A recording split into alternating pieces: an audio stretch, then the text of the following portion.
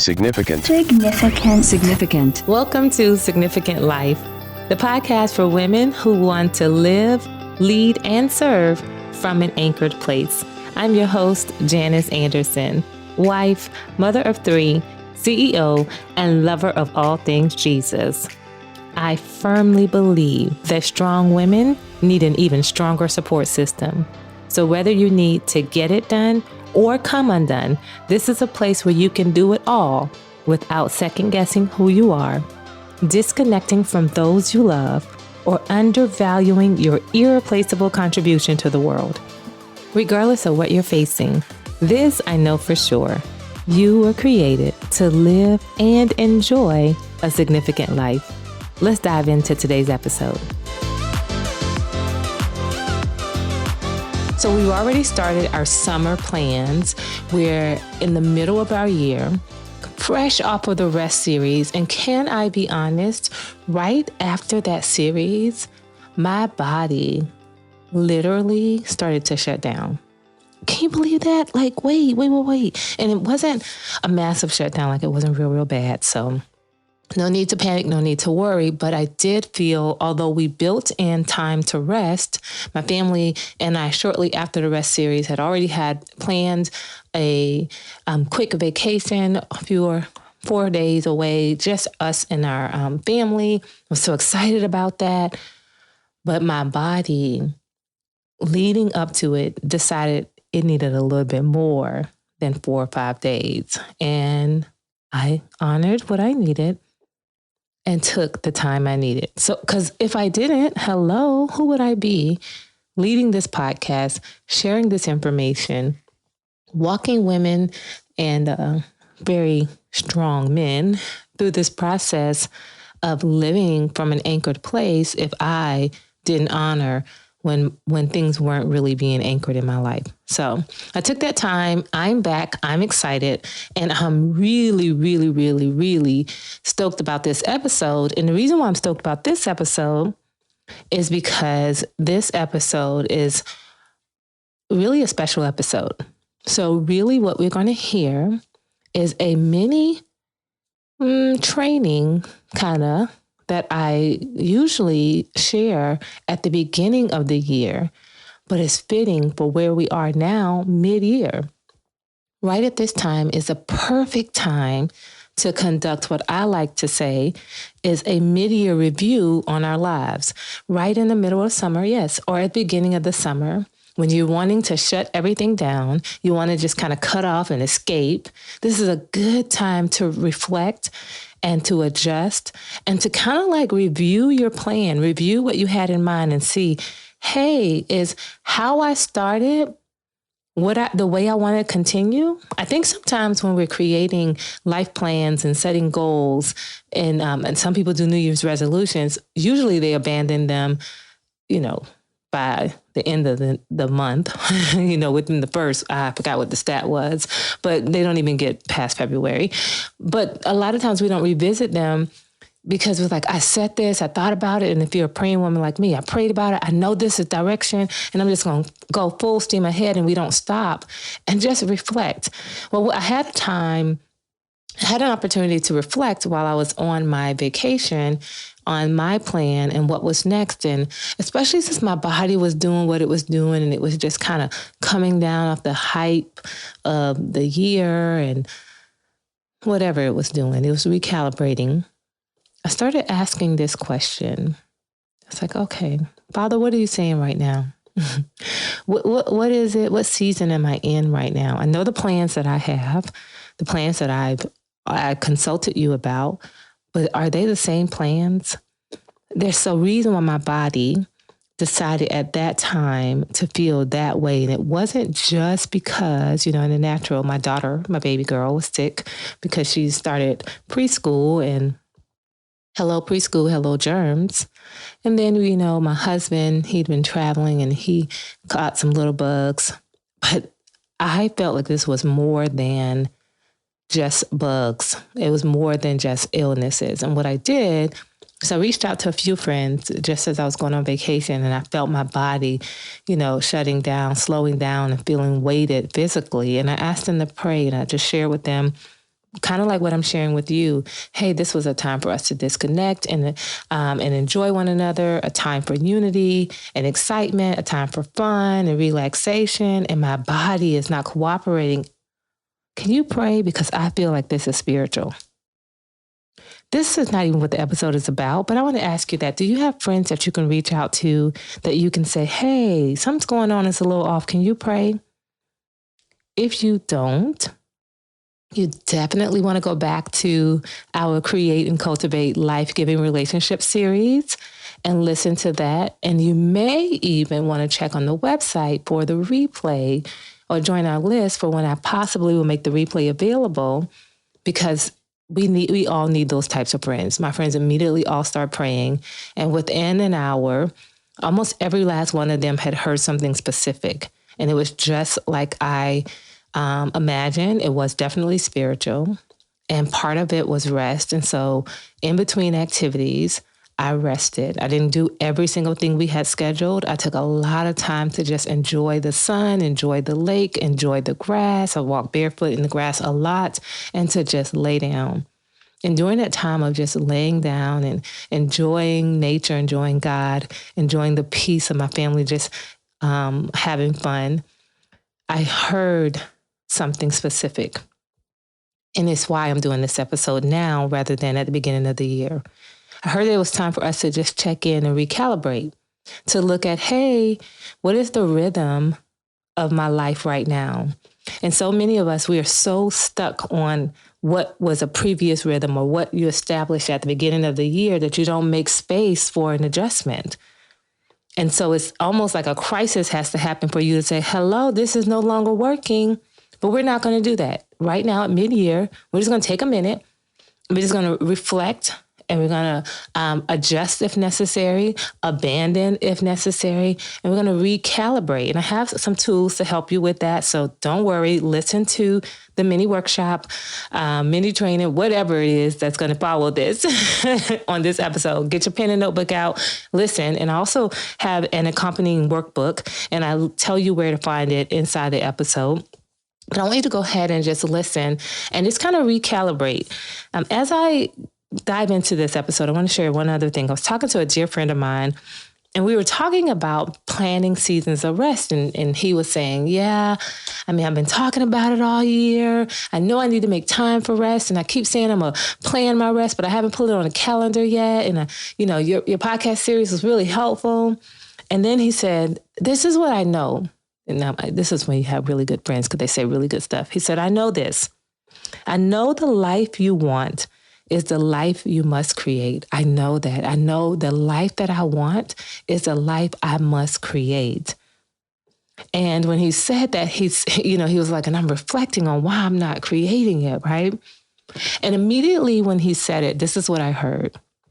Because life, unlike systems, unlike processes, unlike standard operating procedures, is not something that you just set and forget. You don't get to just set it and forget it. I think sometimes we get in this idea of this headspace of, I'm going to establish a rhythm. This is what we're going to do. This is the plan. We're going with the plan, and that's it. Well, hello, this is called life.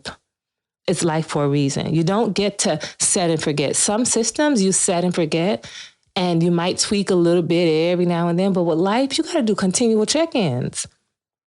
And if the system that you created, if the rhythm that you created is no longer working, it's okay to stop, to pause, to reflect, and to readjust. And so I want to give you some tools in this episode on how to really do that. And now the episode is going to talk about how to create a life plan that you'll actually stick to, one that you'll work out. It's a counterintuitive approach to creating a life plan, but it works exactly for what I'm talking about right now in this mid-year space that we're in. So hopefully you're somewhere relaxing and enjoying family, enjoying loved ones, enjoying the beautiful nature and atmosphere.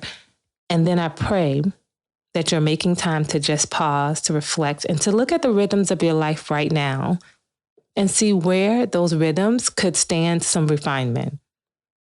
Enjoy this episode. I can't wait. I cannot wait. And make sure you download the resource. Go through the resource. This resource is amazing. What we put together is really great. I usually give it to my private paying clients, those I coach with. This is the actual thing we use, but I want to gift it to you to help you to kind of map out the season you're in and help you to decide and know what to focus on right now. Congratulations. You are taking a very wise step in creating a plan for your life that you can actually commit to and complete. I want to be the first to commend you for not leaving your life's progress up to chance. Many of us desire a course of action, but very few people pursue one, and even fewer create a plan, commit to that plan, and actually complete that plan. I am a chronic planner. I love a good plan of action. Do you hear me? My husband is so over me because I love to map out a thing. I am Miss Plan in Action. And through my years of planning, I have experienced the dreaded abandoned plan. And to be honest, I've experienced it more times than I care to rehearse. I really don't like feeling defeated. Who does? But worse, I don't like the idea that I could be delusional. As I think about this, it's like, what other reason would I make a plan and not stick to it? I'm smart. I work hard. I might get distracted every now and then, but eventually I come back to the plan, right? Can you relate to that? I even pray. I'm a woman of God. The Bible says in Proverbs 19, many are the plans of man, but it's the Lord's counsels that prevail. It's the Lord's counsels that are established. So I've even prayed over my plans. And even though I prayed about my plans, I've written my plans down, I've thought through my plans, more times than I'd like to admit, I was in that 92%. Now, there have been many times that I've been in the 8% of people who created a plan and followed through on the plan and succeeded at the plan. But can I just be real with you? The majority of the time I was in the 92%. And I wanted to know, why do some of my plans work and why do some never have a chance? And here's what I've discovered. Over-planning is totally a thing. Can you relate to that? Most driven women and women who are attracted to me are driven women who have big goals and big dreams and usually have big pulls on their time and energy, tend to overplan. And overplanning is closely followed by overcommitting. And I've also learned that overcommitment leads to overwhelm, underperformance, and burnout, along with a few of their cousins, disappointment, guilt, and shame. And who has time for the destructive and deteriorating effects of guilt, shame, and disappointment? Not me. There are tons of planning systems available. I've likely purchased most of them, so I probably have every single planner or planning system that you can think of. This audio is not about that at all. But what I will say is this, as a chronic planner, as one who values a plan and a good strategy, this audio is about the work that starts before you get to the plan. I want to share with you my secret, counterintuitive way to creating a life plan that you'll actually stick to. You ready? Get your pen and your paper, because I really want you to jot down what I'm going to say. This is going to transform your life. I know it transformed mine. So what I realized when creating a life plan that I actually have been sticking to is that it doesn't come as a result of the plan. It actually comes in the form of an answer. And it's the answer to this question that completely changed the trajectory of my planning for my life and the outcomes that I've seen in my life. So I'll share with you the question. What would it look like for you to live, lead, and serve from an anchored place? I'll repeat it one more time. What would it look like for you to live, lead, and serve from an anchored place? At the time of creating this resource, I just finished a 12-month pursuit of my optimal health. Okay, not really, but that sounds super responsible, didn't it? Okay. It was more like 9 months of me saying, I got to drop some weight. 1 month of me declaring, this is my year to be fit, fine, and fabulous. 3 months of yo-yo diet attempts. And 6 months of me diligently pursuing my optimal health journey as a 40-plus-year-old mom of a toddler. And let me tell you, those 6 months have been the most rewarding, insightful, and progressive months in terms of my health. Really, in terms of my life over the past few years. So what changed? I'll tell you what changed. I took different actions. But I took different actions because I asked a different question. Instead of asking, how much weight do I need to lose to fit back into those jeans? Which at the time seems daunting and nearly impossible. I instead asked, what would it look like for me to feel anchored in this area of my life? I think this is a good place for me to insert a handy-dandy definition, just so we're all clear and on the same page. Anchored. To anchor, a person or thing that provides support and strength. Something that serves to hold an object firmly. And my favorite definition, to secure firmly. When I feel anchored, I feel supported, secure, firmly in place. I feel like I can operate from a place of strength. Now back to my question. As it pertains to my health, what needs to happen in order for me to feel supported by my body? Then I ask myself, what do I need to see in order for me to feel strong in my body? I went a little bit deeper and I said, what do I need to see, Janice, in order to feel secure with my body? See, my answer changed, and so did my actions. No longer was the pursuit of weight loss. Instead, it became my optimal health. And for that, I needed a different plan. I won't go into the details of the actual plan I used to get to my optimal health, but I will share this.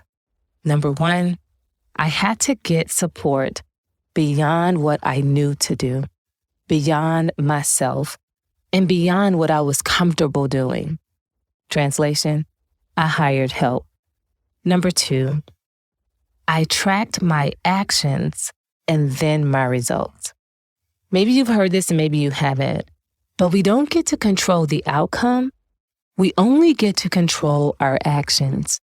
And as we set to accomplish our goals, whether it is in our personal life or our professional life, we want to be sure that we focus our attention, we focus our efforts, and we focus our energy on the actions. And disconnect yourself from the outcome as much as possible. I'm not saying the outcomes don't matter, but focusing on the right actions leads to almost always the right outcome. And the third thing I did was I implemented a weekly accountability system to help me stick to my plan. Yes, I literally was texting someone every single week.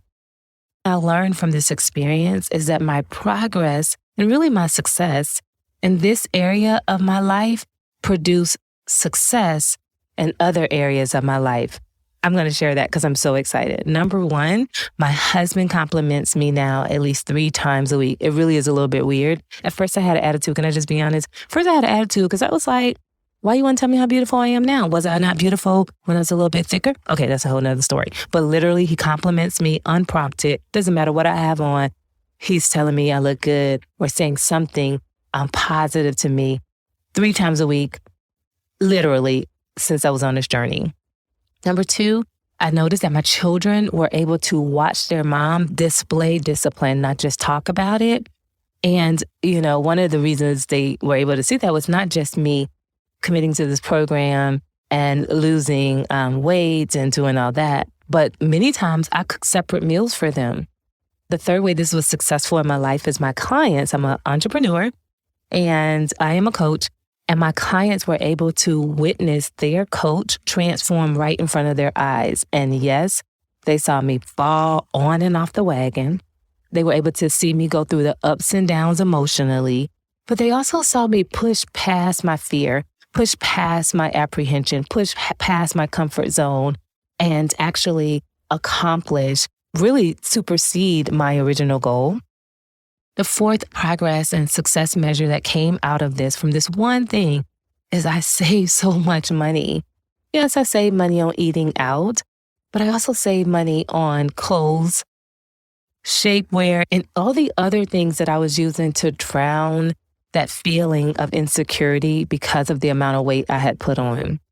And the fifth success measure that I noticed from this one area of life is that my walking buddy and so many of my other colleagues and friends all asked me, what is my secret?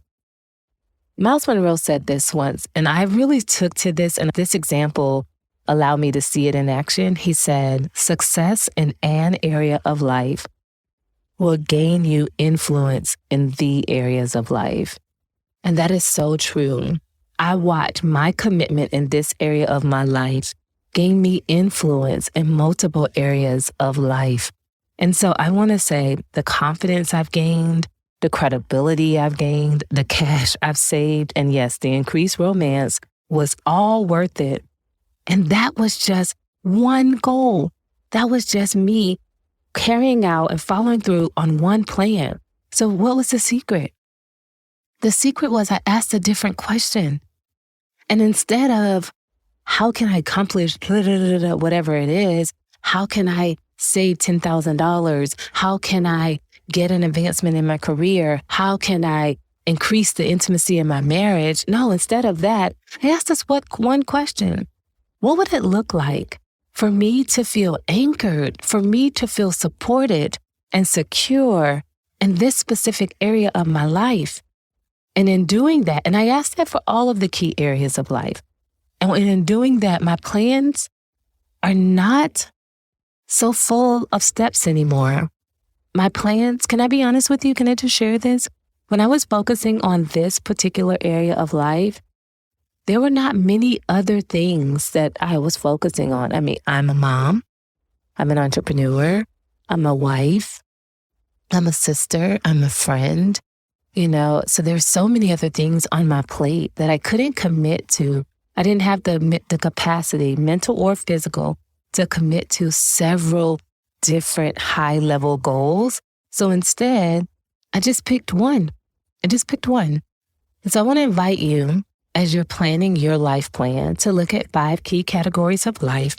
And I want you to do this thing. So you ready? Hope you have your pen and paper ready. I want you to commit to the following question. First, I want you to ask yourself the right question. As you sit to create your life plan, ask yourself the right question and then sit in silence, listening for the answer. What would it look like for you to live, lead, and serve from an anchored place? What would it look like for you to feel anchored in your spirituality? What would it look like for you to feel anchored in your health and well-being?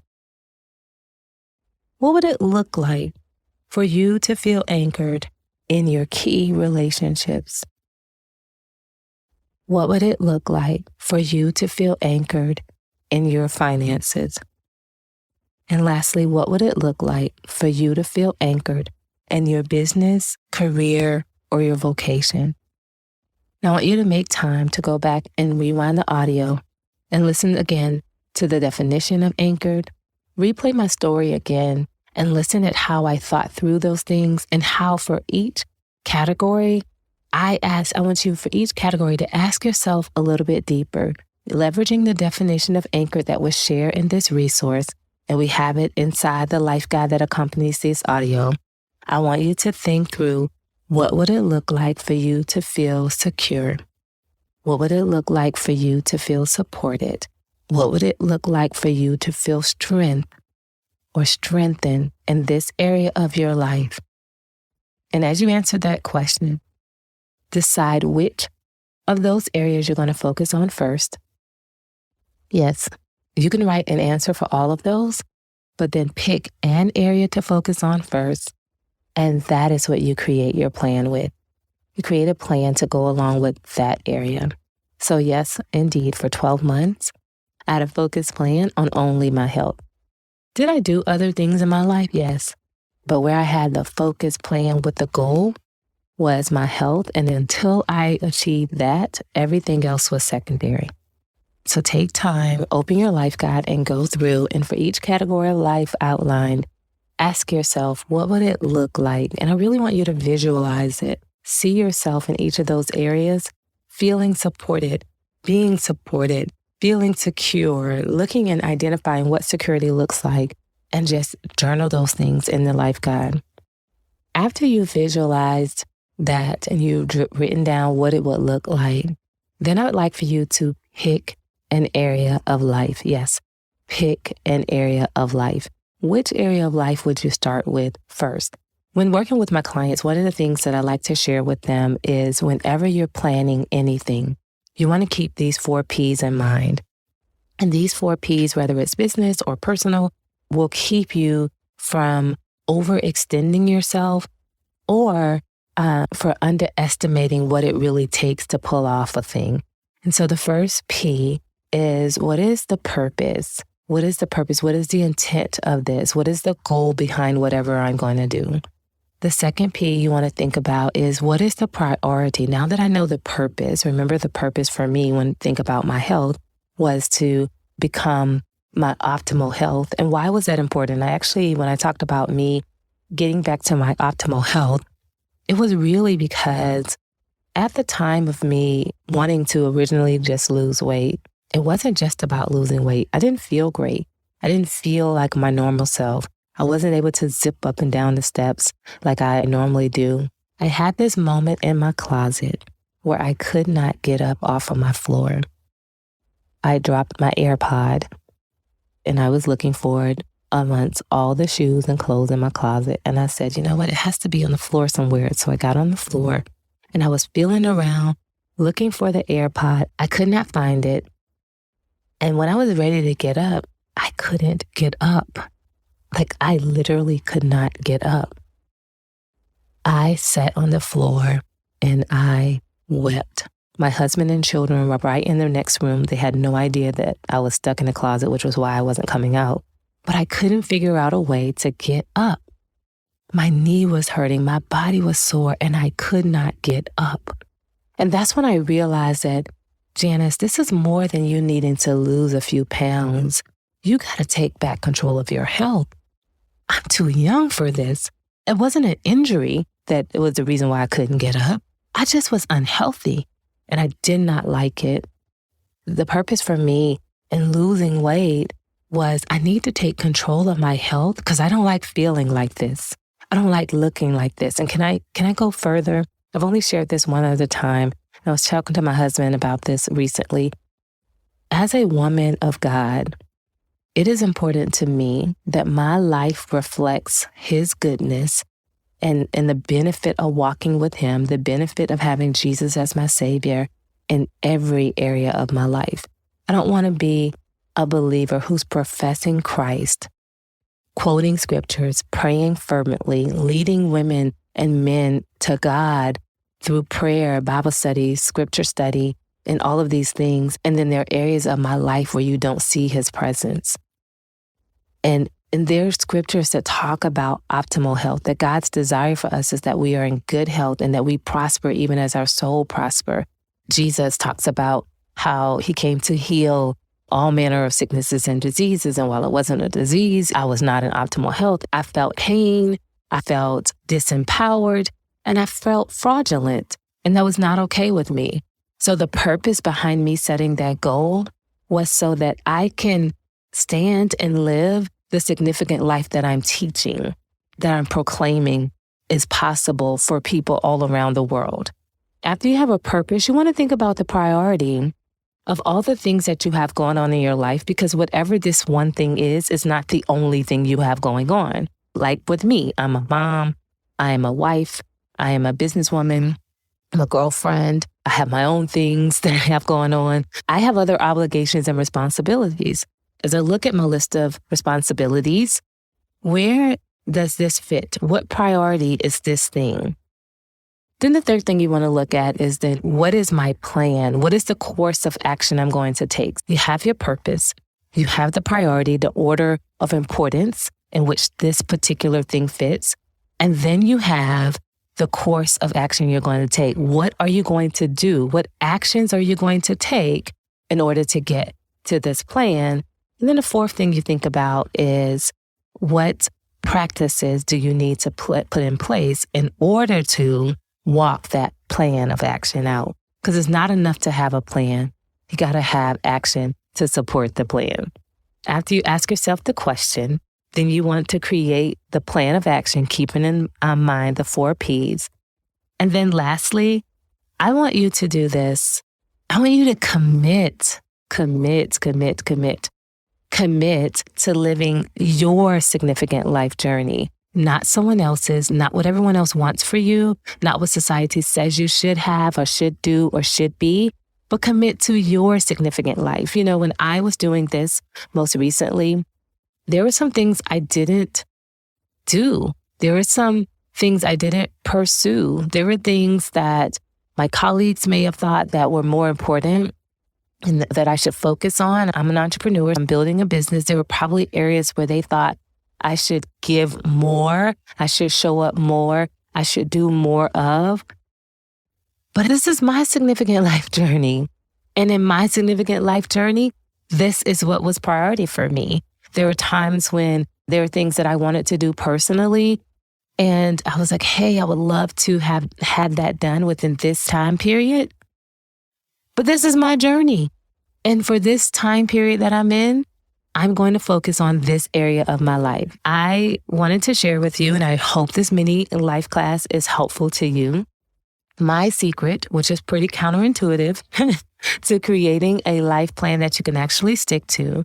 And that secret is asking yourself the right question, giving yourself an authentic answer, and creating a plan that supports that outcome that you desire. Only working that plan, sticking to that plan, staying focused on that plan. And if you do that, I can tell you, I can attest from personal experience, as well as watching it happen in the lives of those that I get the awesome privilege of coaching and serving, that when you commit to your significant life plan of action, your plan of action, the results will blow your mind. And as promised, I want to make sure I gift you the life guide that accompanies this podcast episode and this mini life class. I've called it 17 names in this episode, but you know what I'm talking about. The training you just completed. So if you want to walk through, and I really highly encourage you to take the time to go through, ask yourself the coaching questions that I asked in the audio, do the reflection, take time to get clear on what anchored looks like for you in this season, in this moment.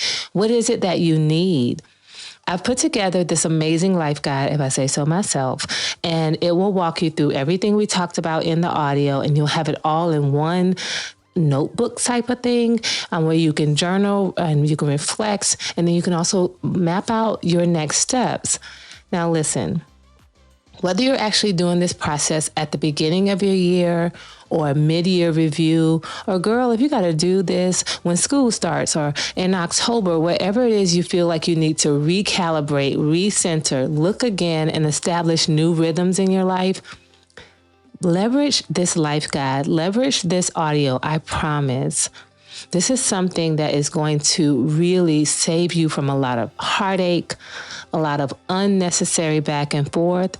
And it'll give you, for me, it gave me a breath of fresh air. It's like I have a new excitement about things. And without all the pressure of checking off all the stuff off the list, I'm very clear. This is where I am in this season of life, and this is how I'm going to get there. And I'm so grateful for this process. It may seem very, very, very simple, but it's very, very, very effective. Simply go to mysignificantlife.org mysignificantlife.org/plan to download this life guide. mysignificantlife.org/plan, PLAN, and download the resources that go with this audio. Now, if you can't remember, in the show notes, you'll see a link to that page.